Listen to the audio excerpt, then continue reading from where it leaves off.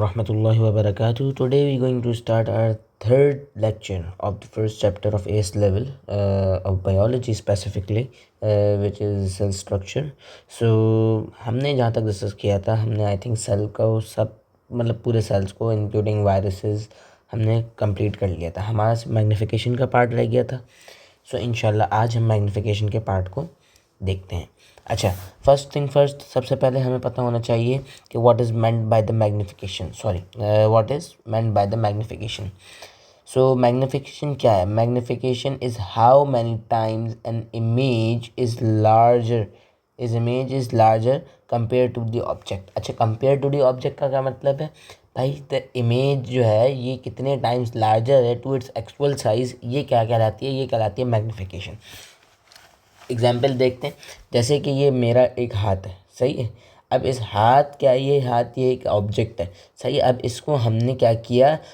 1000 time हमने इसको क्या किया? मैग्नीफाई कर दिया. 1000 टाइम क्या कर दिया? इसकी मैग्नीफिकेशन करवा दी. और जो फिर इमेज आ रही है मेरे हाथ की, वो कुछ इस तरीके से आ रही है. मेरे स्किन सेल्स जो हैं वो बआसानी आपको क्लियरली दिख पा रहे हैं, सही है. तो इसको मैग्नीफिकेशन कहते हैं कि कितना था और कितने से कितना हो गया, हाउ मैनी टाइम्स, कितने टाइम्स का डिफरेंस आया, that is called the magnification, सही है. फिर उसके बाद हम आ जाते हैं रेजोल्यूशन पे. अच्छा, रेजोल्यूशन का क्या मतलब है? Resolution is the ability to distinguish between the two separate points as between the separate points. अच्छा, गौर से देखें ज़रा. ये यहाँ पे हमारे पास दो इमेजेस हैं, सही है. ये हमारे पास क्या है? दो इमेजेस हैं. अब आपको ख़ुद पता चल रहा है कि कौन सी ज़्यादा वाज़ेह है और कौन सी कम वाज़ेह है. अच्छा, ज़्यादा वाज़ेह से मतलब कि कौन सी ज़्यादा क्लियर है और कौन सी कम क्लियर है. हमने बआसानी हम ये समझ पा रहे हैं कि ये वाली जो इमेज है which is on the left is more visible या इज़ मोर क्लियर, सही है ना, कंपेरेटिवली किसके? Compare to the the image which is on the right hand side, सही है. तो अगर इन दोनों का कंपैरिजन कर रहे हैं तो बेसिकली इनकी मैग्नीफिकेशन सेम है. तो बेसिकली देखा जाए ना, तो आपके पास जो सेल यहाँ नज़र आ रहे हैं वही सेम सेल और उतनी ही क्वांटिटी के अंदर हमें यहाँ नज़र आ रहे हैं. जो ये पार्ट हमें नज़र आ रहा है सेंटर का, वही सेम पार्ट यहाँ पे भी नज़र आ रहा है विद द सेम मैग्नीफिकेशन. इनका मैग्नीफिकेशन क्या है, मैग्नीफाइंग पावर क्या है, दोनों माइक्रोस्कोप्स की सेम है. लेकिन क्या हुआ कि एक का रेजोल्यूशन अच्छा है और एक का रेजोल्यूशन अच्छा नहीं है, सही है. तो बेसिकली रेजोल्यूशन क्या है? Resolution is the ability to distinguish between the separate points. अब देखें, अगर मैं यहाँ पे फोकस करूँ, यहाँ पे सिर्फ इस पर्टिकुलर पार्ट के ऊपर फोकस करूँ, तो मैं अच्छी तरीके से डिस्टिंग्विश कर पा रहा हूँ कि ये एक पूरा अलग सेल बॉडी है, ये एक अलग सेल बॉडी है और ये एक अलग सेल बॉडी है. बट अगर मैं ये यहाँ पे आऊँ तो ये मैं इतनी अच्छी तरीके से डिस्टिंग्विश नहीं कर पा रहा. समझ रहे हैं? समझे?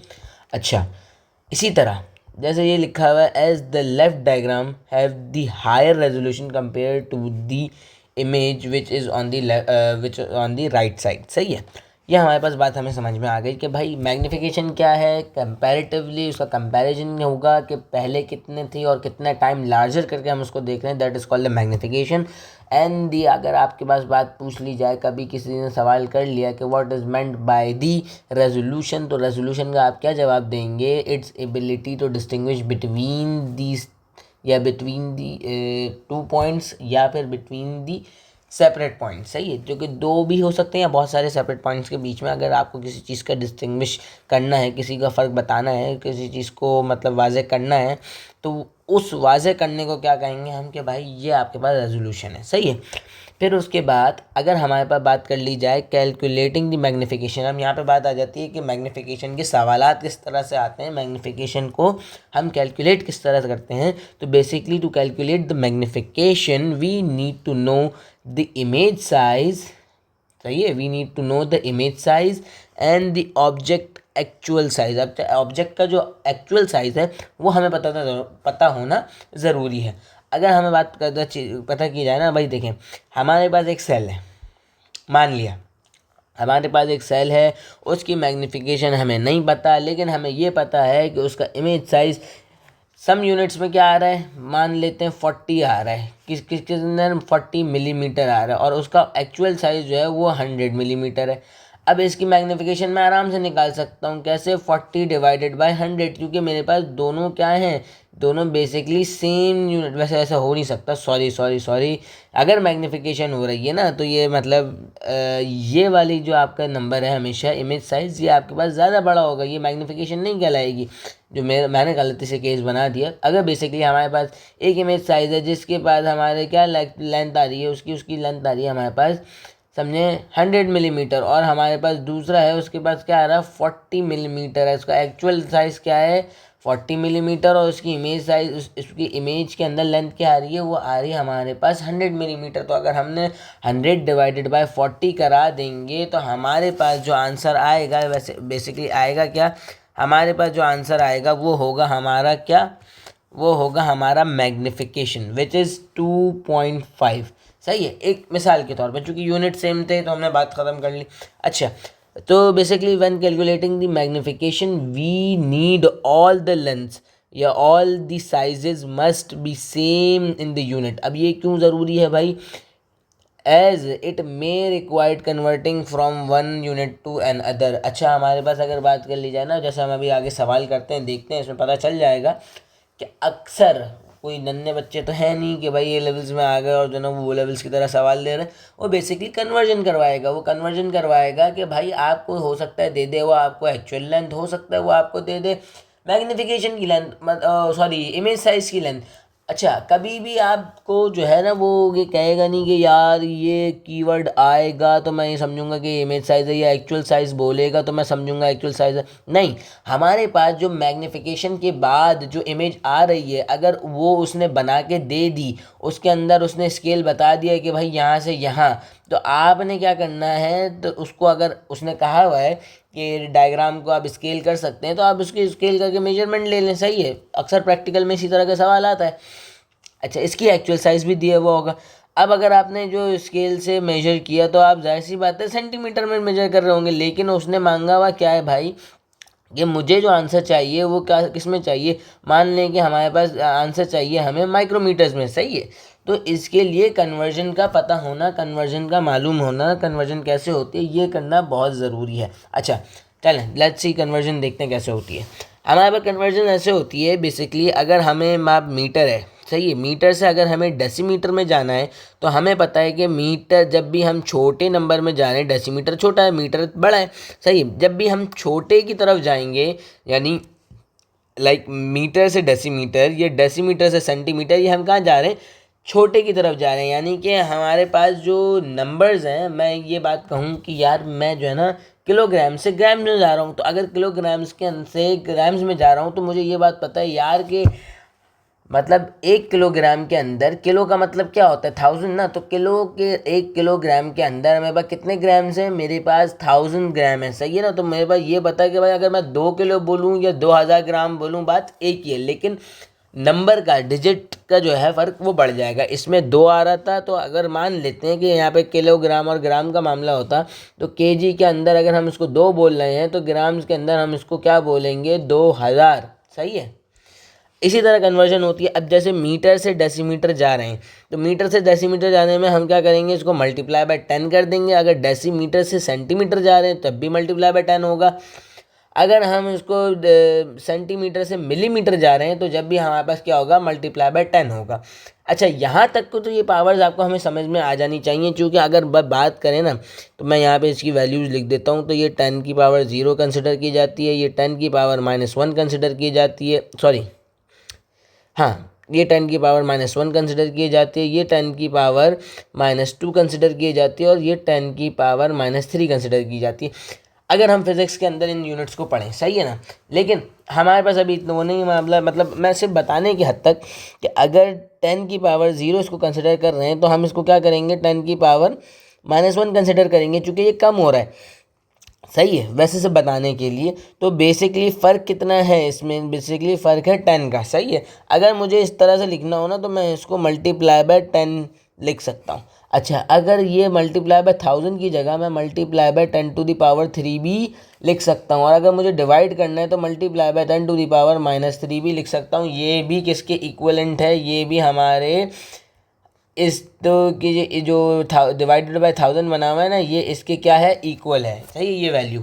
लेकिन समझने की बात ये नहीं है, एक आसान तरीका है कि अगर हम जो है ना पावर्स के थ्रू मल्टीप्लिकेशन डिवीजन करेंगे तो हमें पता चल जाएगा। लेकिन बेसिक हमें क्या याद रखने की ज़रूरत है कि भाई जब भी हम मिलीमीटर से माइक्रोमीटर में कन्वर्ट करेंगे तो हमारे पास क्या होगा, हमारे पास मतलब मल्टीप्लाई बाय, अगर हम मिलीमीटर से माइक्रोमीटर जा रहे हैं तो हम क्या करेंगे, मल्टीप्लाई बाय 1000 करेंगे। और अगर हम माइक्रोमीटर से नैनोमीटर की तरफ जा रहे हैं जब भी हम मल्टीप्लाई बाय 1000 करेंगे। और इसी तरह वाइस वर्सा, अगर हम नैनोमीटर से माइक्रोमीटर की तरफ आ रहे हैं तो हम जैसे जाते हुए हमने मल्टीप्लाई किया था, वापसी में हम डिवाइड कर लेंगे। इसी तरह माइक्रोमीटर से क्या करेंगे, जब मिलीमीटर में आ रहे हैं तो डिवाइड बाय 1000 कर देंगे।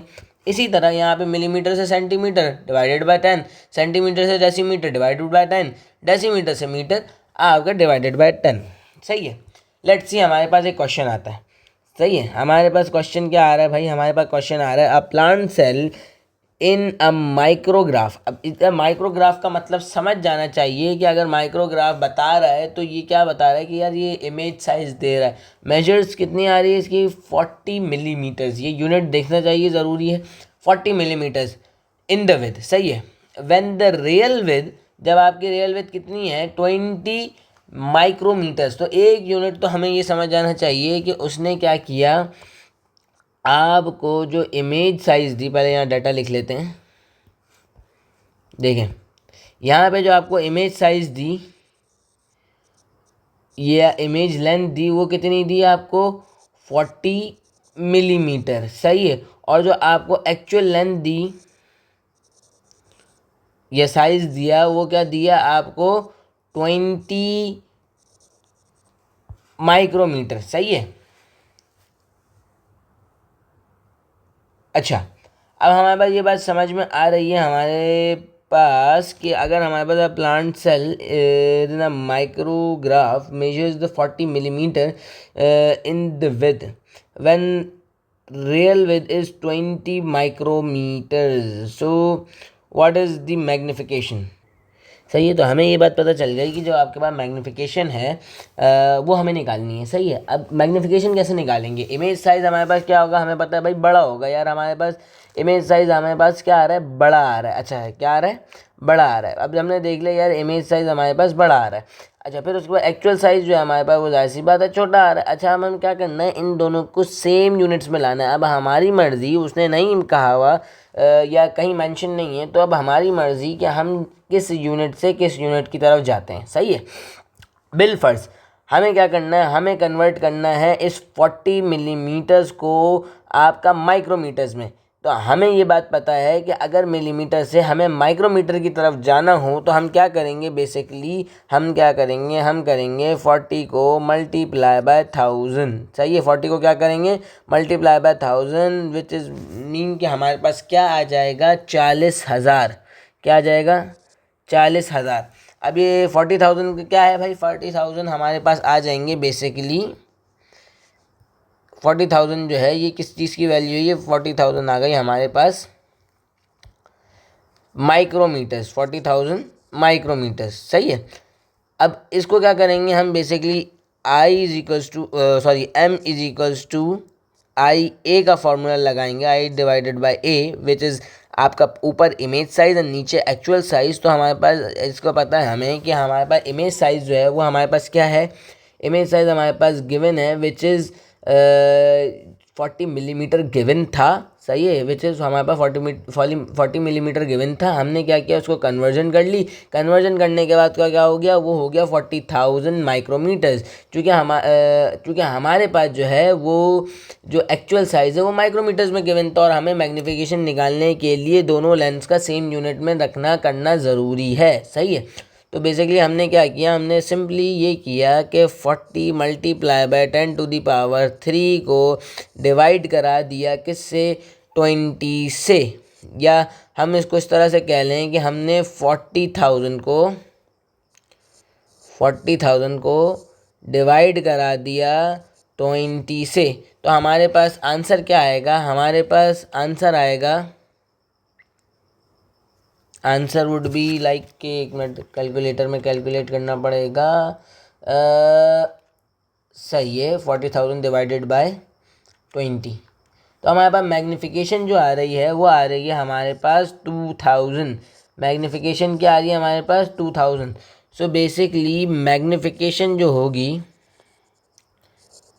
मैग्नीफिकेशन जो होगी वो हमारे पास कितनी होगी, इज इक्वल्स टू 2000 टाइम्स। सही है, 2000 टाइम्स की मैग्नीफिकेशन हो गई। अच्छा, अगर हम हमारे पास दिमाग में सवाल पैदा होता है यार हमने तो यूनिट्स की बात कर रहे हैं हम, ये इसका ये यूनिट, इसका वो यूनिट, मतलब कि इमेज साइज़ का भी यूनिट है, एक्चुअल साइज़ का भी यूनिट है, तो भाई मैग्नीफिकेशन का क्यों यूनिट नहीं है? जैसे हम कुछ भी चीज़ पढ़ते हैं, वेलोसिटी पढ़ते हैं, डिस्टेंस पढ़ते हैं, इन सब के यूनिट थे। टेम्परेचर का यूनिट था, प्रेशर का यूनिट है, मतलब हर चीज़ का यूनिट है ना दुनिया के अंदर भाई, जो चीज़ मेजरेबल है भाई। तो इस चीज़ का जवाब है कि हर चीज़ का यूनिट नहीं है। क्यों?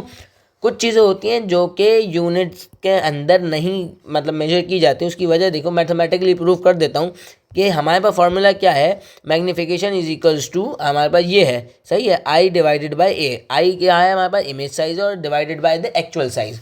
अब हमारे पास अगर यूनिट्स की बात कर लेते हैं हम ना, इनकी जगह इनके यूनिट्स रख लेते हैं। हमने कन्वर्जन कर ली, दोनों की जगह माइक्रोमीटर अपॉन माइक्रोमीटर रखा। मैं एक माइक्रोमीटर यहाँ से कट गया, माइक्रोमीटर वहाँ से कट गया, मैग्नीफिकेशन का क्या यूनिट रहा, कुछ भी नहीं। जब कुछ भी नहीं तो क्या मतलब, इसका यूनिट ही कुछ भी नहीं होगा। इसका यूनिट क्या है, कुछ भी नहीं। मतलब अगर हम इसको क्या करें ना, मतलब डिवाइड करके दोनों वैल्यूज कट जाएं तो हमारे पास क्या आंसर आता है, 1। तो 1 इज इक्वल्स टू कि हमारे पास यूनिट कुछ भी नहीं है, इसका यूनिट क्या है, 1 है। समझ गए बात को? फिर उसके बाद हमारे पास दूसरा क्वेश्चन आता है विच इज़ स्पर्म सेल। सही है, स्पर्म सेल जो कि हमारे पास क्या है, 5 माइक्रोमीटर लॉन्ग है। क्या है, 5 माइक्रोमीटर लॉन्ग है। How long will it appear in millimetre. सही है, when viewed under a microscope with a magnifying power of 1500 times. सही है, अब 1500 टाइम्स की हमारे पास मैग्नीफिकेशन उसने पहले से दी हुई है, और साथ में ये बता रहा है ये एक स्पर्म सेल है जिसकी एक्चुअल लेंथ क्या है, उसकी है 5 माइक्रोमीटर्स। अब ये कितना लंबा दिखाई देगा किसके नीचे, आपके माइक्रोस्कोप के नीचे कितना लंबा दिखाई देगा कि जब इसकी मैग्नीफाइंग पावर कितनी हो, 1500 हो। सही है, तो हम क्या करते हैं, हमने क्या किया, हमने बेसिकली एक तरीका इसका ये है कि हमने वही m is equals to I ए वाला फार्मूला लगाया, और हमारे पास क्या गिवन है ये हमने देखा, इक्वल्स टू ए, और हमारे पास गिवन क्या है, हमारे पास गिवन है मैग्नीफाइंग पावर। तो मैग्नीफाइंग पावर, और हमें क्या चाहिए, इसका चाहिए हमें इमेज साइज़। तो हमने क्या किया, एक्चुअल साइज़ को यहाँ जाके मल्टीप्लाई करा दिया, तो हमारे पास क्या आ जाएगा, I is equals to M multiply by A. अब इस फॉर्मूले से अगर चलें हम, तो आई हमारे पास क्या है, इमेज साइज़ जो हमें नहीं पता। सही है, फिर उसके बाद हमारे पास क्या आ जाता है, ये आ जाता है हमारे पास 5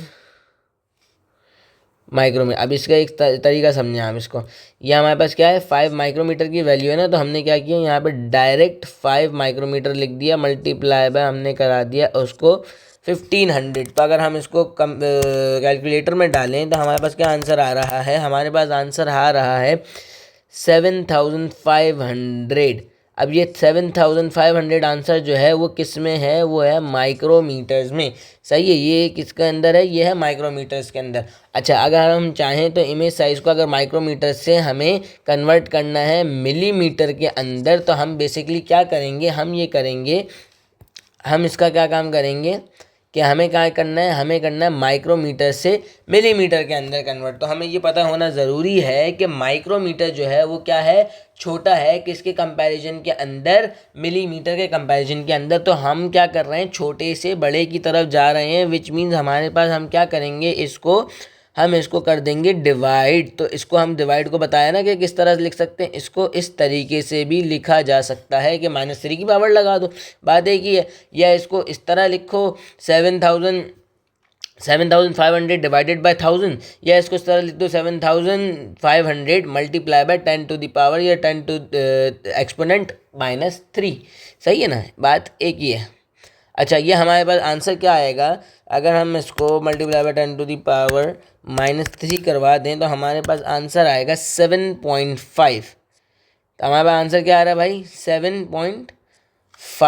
मिलीमीटर्स का हमें क्या नज़र आएगा, ये पूरा स्पर्म सेल नज़र आएगा। 7.5 मिलीमीटर्स का हमारे पास टोटल स्पर्म सेल नज़र आएगा। अच्छा, इसका एक और तरीका भी हो सकता है। इसका तरीका दूसरा सेम वही फॉर्मूला I=MA। अब MA आपस में मल्टीप्लाई हो रहा है, ये हमें बात पता है। तो हमने क्या किया, पहले ही से जो आपका जो A की वाली जो है ना, उस A की कन्वर्जन करवा दी हमने क्या किया, पहले हमने किया 5 × 10⁻³ विच मीन हमारे पास आंसर क्या आएगा। अगर मैंने 5 × 10⁻³ करवा दी, वैसे ये निकालने की ज़रूरत नहीं है, इसको डायरेक्ट कैलकुलेटर में इसी तरह पुट कर सकते हैं, लेकिन फिर भी आंसर ही नहीं आ रहा भाई, कैलकुलेटर के अंदर भी आंसर नहीं आ रहा। तो बेसिकली यही बता रहा था कि डायरेक्ट भी हम कैलकुलेटर में इसी तरह से पुट भी कर सकते हैं, सही है ना। अच्छा, तो हमने क्या किया, हमने पहले इसको कन्वर्ट कर लिया, सही है, किसके एक्चुअल लेंथ जो दी हुई थी हमारे पास, हमने उसी को पहले कन्वर्ट कर लिया। अब उसके बाद हमने क्या किया, हमने एक्चुअल लेंथ को पकड़ा और उसको किसी मैग्नीफिकेशन से मल्टीप्लाई करवा दिया। अब मैग्नीफिकेशन से जब मल्टीप्लाई करवाया तो हमारे पास आंसर वही सेम आना चाहिए जो कि हमारे पास ये आया था, सही है। तो हमने क्या देखा, 1500 × 5 × 10⁻³ तो हमारे पास आंसर आ रहा है सेम एज 7.5। अब ये 7.5 क्या है, माइक्रोमीटर्स में पहले से ही कन्वर्जन हुआ आया है। तो ये इसके दो तरीके हो सकते थे, जो दोनों तरीके पॉसिबल थे वो हमने करा दिए। तो हमारे पास क्या हुआ, इमेज साइज जो हुई, इमेज साइज जो हुआ वो हुआ हमारे पास 7.5 माइक्रोमीटर्स, सही है।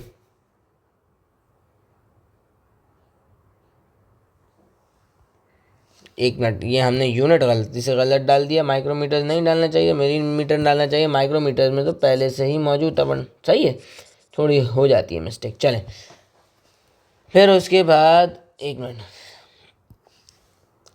तो ये बेसिकली इस तरीके से हम इसकी कन्वर्जन भी करते हैं और इस कन्वर्जन की वजह से हमें फ़ायदा भी हो जाता है। अब आपको जैसा आसान लगे कि पहले कन्वर्जन कर लो या बाद में कन्वर्जन कर लो, लेकिन कन्वर्जन करना ज़रूरी है, सही है।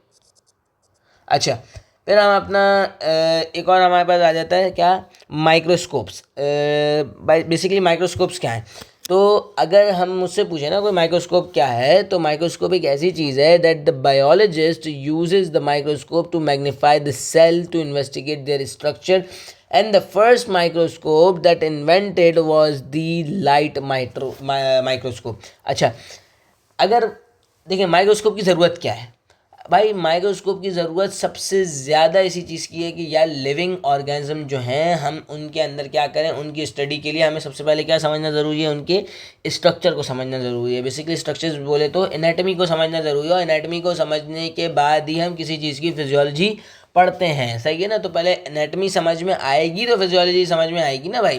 तो एनाटमी कैसे पता चलेगी हमें भाई, एनाटमी तो जो नेकेड आइज से दी जा सकती हैं वो तो हमें नज़र आ रही है भाई, फेफड़े हैं, गुर्दे हैं, दिल है, ये है, वो है। हमें क्या पता भाई सेल के अंदर क्या है, माइटोकॉन्ड्रिया है, नहीं है, हमें क्या पता कि भाई आपका जो एक ब्लड सेल है, सही है। हमें तो अब पढ़ा ही नहीं है अभी तक हमने कि भाई ब्लड सेल के अंदर माइटोकॉन्ड्रिया होता है नहीं होता, न्यूक्लियस होता है नहीं होता, तो हमें कैसे पता। तो इस वजह से हमें एक चीज़ को स्टडी करने के लिए क्या करना होना ज़रूरी है, हमें ये पता होना ज़रूरी है कि उसका माइक्रोस्कोपिक लेवल पे वो चीज़ कैसी दिखती है। तो बेसिकली उसका माइक्रोस्कोपिक एनाटमी भी एक तरीके से एनाटमी ही है, जिसको जानने के लिए सबसे ज़्यादा अच्छा और बेहतरीन और प्रोमिनेंट रोल जो कौन अदा कर रहा है, वो ये माइक्रोस्कोप अदा कर रहा है। ये वाला नहीं, बेसिकली ये वाला तो पुराना हो गया लेकिन ये माइक्रोस्कोप इन्वेंट किया गया था, कौन सा वाला, लाइट माइक्रोस्कोप, ये एक फर्स्ट जो है ना माइक्रोस्कोप था। अच्छा, इसका थोड़ा सा हम देख लेते हैं। वैसे लेबलिंग आती नहीं है, लेकिन सिर्फ बताने के लिए कि प्रैक्टिकल के अंदर ये चीज़ें हमें पता होना ज़रूरी है। ये जो जहाँ पे हम आंखें रख के देखते हैं, ये पार्ट क्या कहलाता है, ये कहलाता है आई पीस।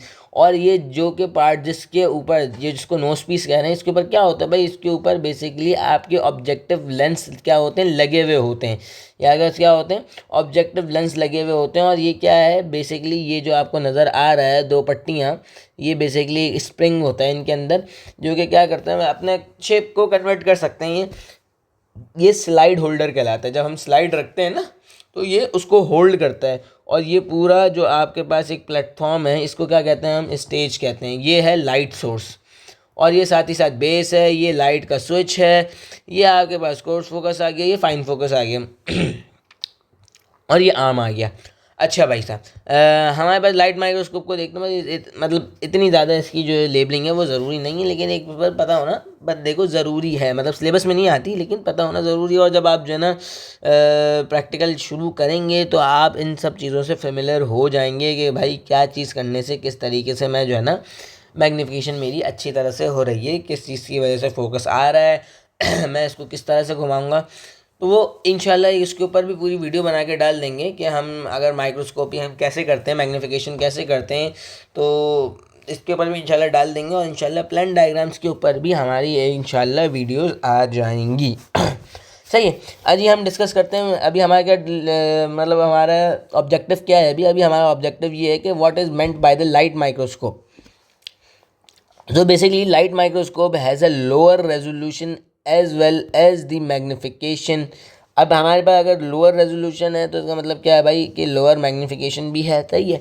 फिर उसके बाद इमेज फॉर्म्स, ये ज़रा जानने की बात है कि इमेज जो फॉर्म होती है sorry is in the 2D या could be seen in the colour images. मतलब कि ये जो आपकी इमेज फॉर्म हो रही है ना, ये हमेशा 2D में फॉर्म होगी, ये हमेशा 3 डायमेंशन में या 4 डायमेंशन के अंदर फॉर्म नहीं हो सकती, सही है। हमेशा इमेज किस में फॉर्म होगी भाई, 3 डायमेंशन में फॉर्म होगी।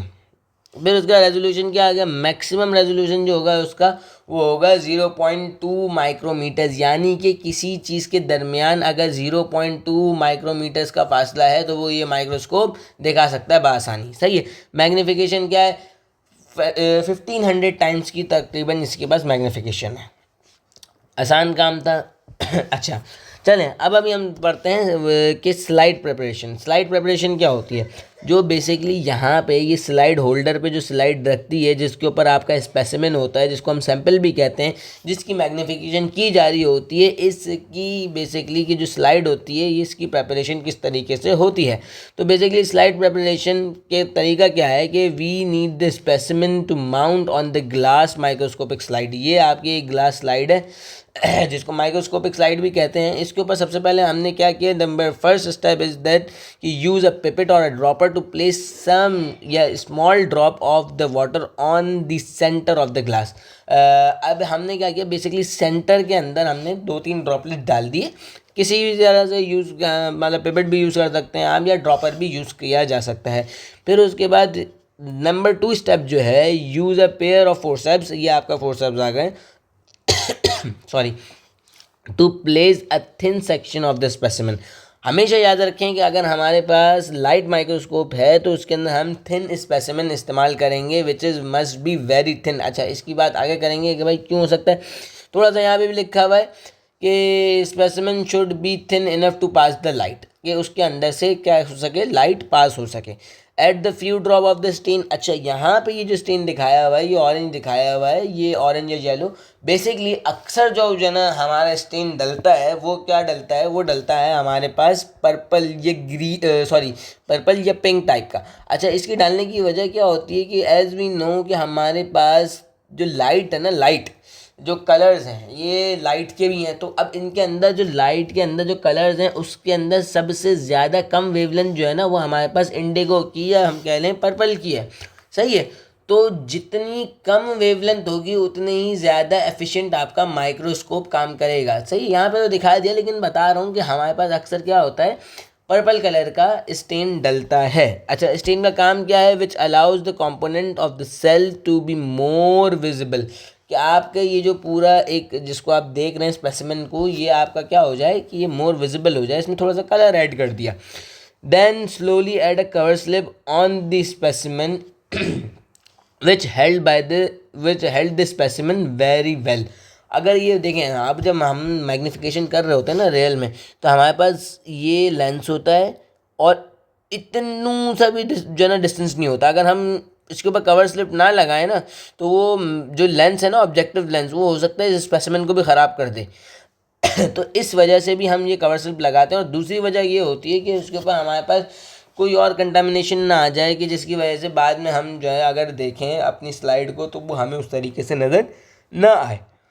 तो इस वजह से भी हमारे पास ये कवर स्लिप लगती है। और इसका बेसिक काम क्या है कि यार आपके जो एक तरीके से स्पेसिमेन है ना, इसको टाइटली पैक कर देना, टाइटली इसको हेल्ड कर लेना, पकड़ के रख लेना, जिसकी वजह से आपको क्या होगा कि ये आपकी जो स्पेसिमेन है ड्यूरिंग द मैग्नीफिकेशन कहीं भागेगा दौड़ेगा नहीं, वैसे भी भाग नहीं सकता, लेकिन फिर भी ख़राब नहीं हो सकता, कंटामिनेशन का चांसेस कम हो जाते हैं। सही है। फिर उसके बाद इलेक्ट्रॉन माइक्रोस्कोप पे आ जाते हैं। ये थोड़ा सा एफिशिएंट इलेक्ट्रॉन माइक्रोस्कोप, ये पूरा दिख रहा है, सही है, ये पूरा माइक्रोस्कोप है और ये अच्छा खासा बड़ा सेटअप होता है। अच्छा, बेसिकली हमें पता चल जाएगा क्यों बड़ा है। Electron microscope uses the electrons rather than the light to form an image. अच्छा, हम उसके अंदर लाइट को इस्तेमाल कर रहे थे ये इमेज फॉर्म होने के लिए। क्यों भाई? बेसिक उसमें मैकेनिज्म ये था कि जैसे ही, अब मैं मैकेनिज्म नहीं समझाया यहाँ पे, मैकेनिज्म क्या था कि जैसे हम ये स्विच ऑन करेंगे, क्या होगा, हमारे पास यहाँ से लाइट पास होगी। जैसे ही हमने लेंस को हमने अपने पास रख लिया, सेट कर लिया, तो यहाँ पे जो स्पेसिमेन है ना, वो अपने अंदर से क्या करेगा, लाइट पास करेगा, जो कि लाइट यहाँ से पास होते हुए आपके लेंस में आएगी, और जिससे अगर लेंस में आ गया और लेंस में फोकस है, तो आप यहाँ आई पीस से आप आसानी से अपने स्पेसिमेन को देख सकते हैं। तो इस तरीके से कुछ इमेज आपकी फॉर्म हो रही थी ना, सही है।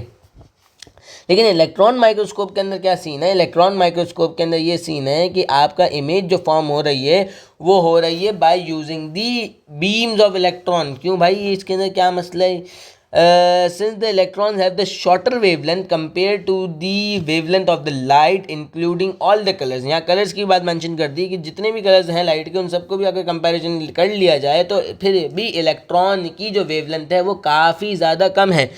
तो इसकी वजह से हायर रेजोल्यूशन आ जाएगा।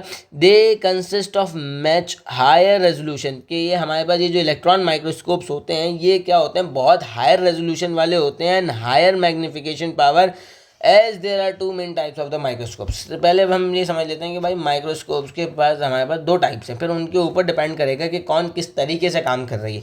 एक आ जाती है आपके पास ट्रांसमिशन इलेक्ट्रॉन माइक्रोस्कोप। अब ये transmission electron microscope is also known as TEM। अच्छा, TEM बोलें या ट्रांसमिशन इलेक्ट्रॉन माइक्रोस्कोप बोलें, बात एक ही है। स्कैनिंग माइक्रोस्कोप या SEM बोलें, बात एक ही है। पहले हम देख लेते हैं ट्रांसमिशन इलेक्ट्रॉन माइक्रोस्कोप। तो basically transmission electron microscope uses the electromagnets, basically electromagnets to transmit a beam of electron through a specimen to form a 2D black and white image। अच्छा, ये हमारे पास क्या हो रहा है कि एक जो इलेक्ट्रोमैग्नेट से बीम्स ऑफ इलेक्ट्रॉन निकल रही हैं, वो क्या कर रही हैं, वो स्पेसिमेन से पास हो रही हैं। तो इस तरीके से कुछ हमारे पास 2D black and white image form हो रही है। मच मोर डिटेल जो इसके अंदर कंक्लूड करते हैं, वो ये करते हैं कि denser part absorbs more electron so दे अपीयर मोर डार्कर, और वाइस वर्सा, कि जो आपके इतने ज़्यादा लेस डेंस होंगे, डेंसर नहीं होंगे, तो वो क्या करेंगे, वो इतने ज़्यादा इलेक्ट्रॉन अपने अंदर एब्जॉर्ब नहीं करेंगे, तो जिसकी वजह से वो लाइट अपीयर होंगे। जैसे ये हमारे पास कुछ माइटोकॉन्ड्रिया का आपके पास, सॉरी क्लोरोप्लास्ट का ये आपके पास स्ट्रक्चर मौजूद है। ये आप देख सकते हैं कि ये लेमेला है, हमने पिछली क्लास में पढ़ा। ये हमारे पास ग्रैनम्स हैं जिसके अंदर थिलेकॉइड्स मौजूद हैं, बहुत सारे स्टैक्ड अप हुए हैं, और ये कुछ हमारे पास स्ट्रोमा है, ये इसकी आउटर मेम्ब्रेन है, ये कुछ अंदर की तरफ से इनर मेम्ब्रेन जारी होगी, इंट्रा मेम्ब्रेनल स्पेस वगैरह वगैरह। सही है, जो भी बातें हैं हमारे पास, ये एक हमारे पास क्लोरोप्लास्ट है। सही है, तो क्लोरोप्लास्ट के अंदर हमें पता चल रहा है कि ये आपके पास जो स्ट्रक्चर हमें वाज़े तौर पर पता चल रहा है कि इसके अंदर ग्रैनम है, उसके अलावा लेमिलास हमें आराम से दिख रहे हैं। तो ये किस वजह से पॉसिबल है कि भाई ये स्ट्रक्चर्स क्या हैं, मच डेंसर हैं, जिनकी वजह से क्या किया है इन्होंने, ज़्यादा इलेक्ट्रॉन एब्जॉर्ब्स किए। यहाँ इन वाली साइड पे ज़्यादा इलेक्ट्रॉन एब्जॉर्ब बनस्बत ये वाली साइड की, क्योंकि भाई यहाँ पे कुछ था ही नहीं, यहाँ पे जस्ट लाइक सिर्फ स्ट्रोमा था जिसने कम एब्जॉर्प्शन की, जो कि फिर भी आपको कुछ ना कुछ इमेज दे के चला गया। तो हमें ये बात पता चल जाएगी, लाइट एंड डार्क हम खेलते रहेंगे तो हमें पता चल जाएगा भाई कोई चीज़ मौजूद है या नहीं है। सही है। ये हमेशा black and white image form करेगा। फिर उसके बाद इसके अंदर it mean that the specimen, क्योंकि अच्छा क्या मीन्स कि भाई हमारे पास डेंसर जो पार्ट है वो एब्जॉर्ब करेंगे। एब्जॉर्प्शन की बात हो रही है ना, तो मतलब कि पास थ्रू करवा रहे हैं हम क्या चीज़, इलेक्ट्रॉन्स की बीम्स को। तो हमें ये बात पता होनी चाहिए कि it's mean that the specimen must be thin enough to let an electron to pass through it. कि जब तक एक या इलेक्ट्रॉन्स आपके पास पास थ्रू नहीं करेंगे तो आपके पास इमेज फॉर्म कैसे होगी, सही है। अच्छा अब ये बात अभी समझ में नहीं आ रही होगी, लेकिन आगे चल के इसको मैं लिंक करूँगा तो इंशाल्लाह समझ में आ जाएगी। रेजोल्यूशन की बात की जाए तो मैक्सिमम अबाउट हमारे पास जो रेजोल्यूशन होती है वो होती है 0.5 नैनोमीटर्स की, और मैग्नीफिकेशन जो है वो मैक्सिमम अबाउट 15 लाख की मैग्नीफिकेशन होती है। या इसको 1.5 मल्टीप्लाई बाय 10⁻6 भी कर सकते हैं। आई थिंक 6 ये 1 2 3 4 5 6, यस 1.5 मल्टीप्लाई बाय 10 या एक्सपोनेंट 6 भी कर सकते हैं। फिर उसके बाद हमारे पास आ जाता है स्कैनिंग इलेक्ट्रॉन माइक्रोस्कोप, SEM। अब ये क्या है, इसका काम क्या है, basically it scans a beam of electrons across the surface. अब ये जो सरफेस है ना किसी भी आपके इलेक्ट्रॉन स्पेसिमेन की, उस सरफेस के ऊपर क्या करता है, ये बीम आपके क्या करता है, एक तरीके से शूट करता है, या इसको हम ये इस तरह कह लें कि आपके बीम जो है वो इसको टारगेट करते हैं। अब इन बीम्स का क्या काम होता है कि ये अब जो स्पेसिमेन है ना, हम इतना थिन नहीं ले रहे कि वो पास थ्रू हो जाए, हम ले रहे हैं थिक। अब जब थिक ले रहे हैं तो वो क्या हो रहा है, ये हो रहा है reflected from the surface of the specimen, क्योंकि हमारे पास जो स्पेसिमेन है वो अब थिक है, to form the 3D black and white images. इसी वजह से 3D बन रहा है कि ये जो आपके पास जो इलेक्ट्रॉन्स की बीम्स की जो स्ट्राइक्स हो रही हैं ये मल्टीपल जगह पे हो रही हैं। जब मल्टीपल जगहों पे हो रही हैं तो इसकी वजह से क्या हो रहा है, मल्टीपल उनके मतलब एक तरीके से समझें कि अलग अलग जो ना डायरेक्शन के अंदर वो बीम आपके रिफ्लेक्ट हो रहे हैं, जो कि प्रोजेक्शन कुछ इस तरीके से आपके फिर जो है ना देंगे। सही है। अच्छा हमारे पास ये बात आ जाती है, means the specimen must be thick enough to reflect the electrons. ये ज़रूरी बात है कि अगर हम थिन लेंगे तो फिर तो वो काम ही जो है ना हमारा TEM वाला हो गया, यानी कि ट्रांसमिशन इलेक्ट्रॉन माइक्रोस्कोप वाला। अगर हमारे पास हमें 3D इमेज फॉर्म करनी है तो हमें ये समझना होगा कि हमें अपना स्पेसिमेन क्या लेना होगा, थिक लेना होगा। अच्छा मैक्सिमम रेजोल्यूशन इसकी थोड़ी सी कम है, 5.0 नैनोमीटर्स है, और इसकी जो मैग्नीफिकेशन है वो दोनों की सेम है, 1.5 मल्टीप्लाई बाय 10⁻6 बोलो या एक्सपोनेंट 6 बोलो, बात एक ही है। 15 लाख बोल दो, बात एक ही है। ये दिमाग में बिठा लें इंशाल्लाह। अच्छा फिर उसके बाद हमारे पास आ जाता है नोट। अब नोट क्या है, specimen must B dead and viewed under the vacuum. Viewed under the मतलब कि इन द वैक्यूम का मतलब क्या है भाई। अच्छा पहले मजे की बात डेड का मतलब पता चलते हैं कि अगर लाइव होगा ना तो उसके अंदर कुछ ना कुछ कांस्टेंट मूवमेंट हो रही होगी, मेटाबॉलिक रिएक्शंस हो रहे होंगे, ये वो हो रहे होंगे, तो इनकी वजह से हमारे पास क्या हो सकता है, इलेक्ट्रॉन डिस्ट्रैक्ट हो सकता है, कुछ अलग एंगल पे भी फॉर्म हो सकता है, या एब्जॉर्प्शन उसकी सही से नहीं हो सकती due to any kind of reaction. तो इसकी वजह से हम दोनों ही केसेस में कि आपके पास भले से हम ट्रांसमिशन इलेक्ट्रॉन माइक्रोस्कोप पे काम कर रहे हो या आपके पास स्कैनिंग इलेक्ट्रॉन माइक्रोस्कोप पे काम कर रहे हो, हम दोनों केसेस में जो स्पेसिमेन लेंगे वो क्या लेंगे, डेड लेंगे। और इसको हम हमेशा वैक्यूम के अंदर क्यों देखेंगे भाई, कि आपका कोई भी एक्सटर्नल जिसे कहते हैं ना सराउंडिंग से कोई भी इफेक्ट आपका इसके ऊपर असरअंदाज ना हो। और अगर वैक्यूम के अंदर सीधी बात है कि एक हम अपने ही इलेक्ट्रॉन जो स्ट्राइक कर रहे होंगे वो अपने स्ट्राइक रेट के ऊपर स्ट्राइक कर रहे होंगे, यानी उनकी अपनी स्पीड होगी। अगर हम उसको वैक्यूम में नहीं करेंगे तो वो स्पीड भी डिस्टर्ब हो सकती है, इसकी ये भी वजह हो सकती है। अच्छा कंपैरिजन की बात करते हैं, कंपैरिजन ऑफ द माइक्रोस्कोप्स। इतनी ज़्यादा डिटेल में नहीं आता, असल जो सिलेबस में डिटेल के अंदर बात पूछी जाएगी वो बेसिकली कुछ लुब्बे लुबाब ये है। ये एक टेबल है, इस टेबल को अगर याद कर लिया जाए तो इंशाल्लाह ताला जो भी सवाल आएगा डिफ्रेंशिएशन का, light microscope, transmission electron microscope या स्कैनिंग इलेक्ट्रॉन माइक्रोस्कोप के अंदर, तो हम इंशाल्लाह उसको आइडेंटिफाई करके उसका अच्छी तरीके से जवाब दे पाएंगे।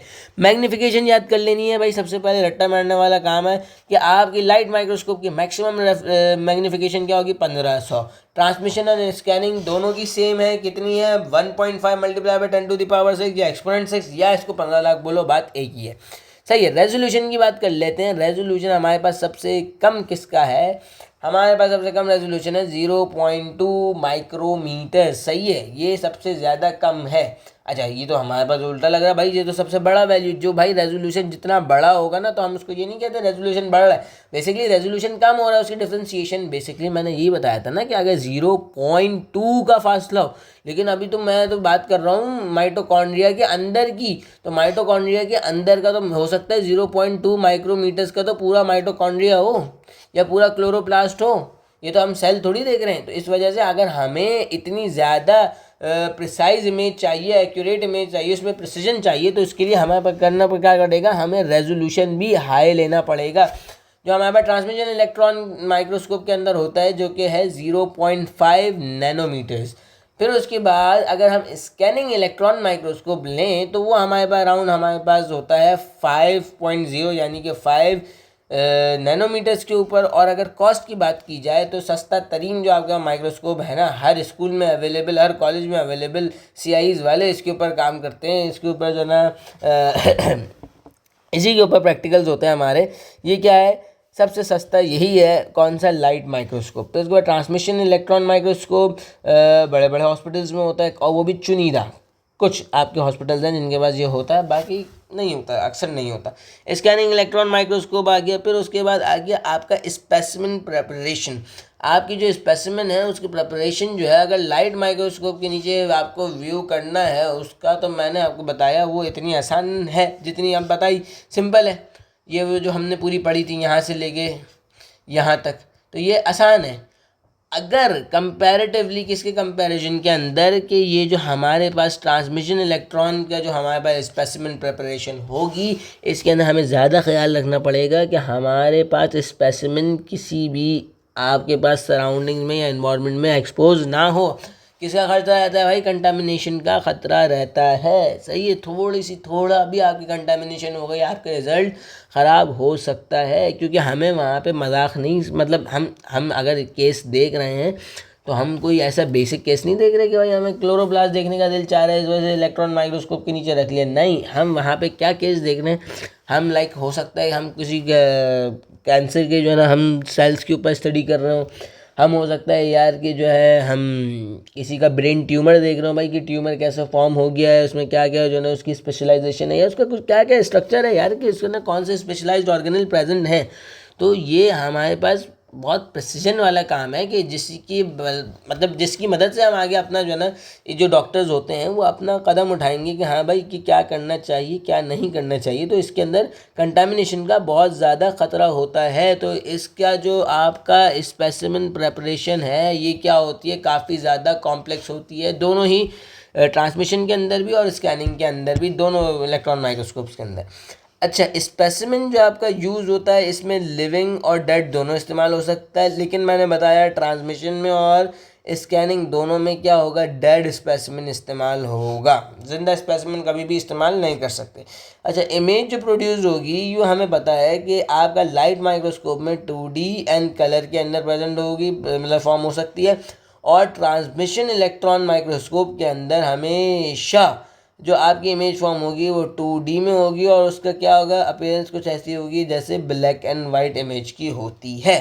3D इमेज भी आपका फॉर्म हो जाएगी किसके अंदर, सिर्फ और सिर्फ स्कैनिंग इलेक्ट्रॉन माइक्रोस्कोप के अंदर, और विद दैट कि हमारे पास कि इसकी इमेज क्या होगी, ब्लैक एंड वाइट होगी। तो हमें ये समझना, हम तो अगर कोई हमसे फ़र्क पूछे ना भाई कि आपके पास लाइट माइक्रोस्कोप के अंदर ट्रांसमिशन इलेक्ट्रॉन में और स्कैनिंग इलेक्ट्रॉन में क्या डिफ्रेंसिएशन है, तो मैं सबसे पहले यही बोलूँगा कि भाई स्कैनिंग वाला जो है ना वो आपका 3D है, 3D इमेज फॉर्म करता है, ब्लैक एंड वाइट तो करता है, कोई मसला नहीं है, 3D फॉर्म करेगा, और साथ ही साथ क्या है, उसका जो रेजोल्यूशन है वो थोड़ा सा कंपैरेटिवली क्या है, कम है, कंपैरिजन किसके कंपैरिजन में, आपका ट्रांसमिशन इलेक्ट्रॉन के कंपैरिजन में, लेकिन ये इतना ज़्यादा कम है नहीं। बाकी तकरीबन सारी चीज़ें क्या हैं, सिमिलर हैं, मैग्नीफिकेशन सिमिलर है, कॉस्ट सिमिलर है, आपका स्पेसिमेन प्रेपरेशन सिमिलर है, स्पेसिमेन जो यूज़ हो रहा है वो सिमिलर है, लेकिन अगर इन दोनों के बीच में डिफ्रेंशिएशन चाहिए तो हमें यही पता है कि 2D और 3D का फ़र्क है, और बहुत स्लाइट सा क्या है हमारे पास, रेजोल्यूशन में फ़र्क है। अच्छा, अगर बात कर ली जाए लाइट की इन दोनों से कंपैरिजन में, तो बहुत ज़्यादा ही फ़र्क है भाई, ये कहाँ 15 लाख कहाँ 1500, सही है। कहाँ 0.2 माइक्रोमीटर्स, कहाँ 0.5 नैनोमीटर्स, तो ये बहुत ज़्यादा ज़मीन आसमान का फ़र्क आ जाता है। कॉस्ट में बहुत ज़्यादा फ़र्क है, बहुत ज़्यादा ही फ़र्क है। फिर इसके अलावा हमारे पास जो स्पेसिमेन प्रेपरेशन है वो बहुत सिंपल होती है, जगह जगह हो रही है कॉलेजेस में, स्कूल्स में। तो ये अच्छा मतलब आसानी से जो है ना इसकी प्रेपरेशन हो जाती है, और इसके अंदर कोई इतना ज़्यादा हमारे पास कंटामिनेशन का मतलब ख़तरा तो होता है, लेकिन हम इसका ख्याल नहीं करते। क्यों? क्योंकि हमारे पास हमें इतना ज़्यादा कोई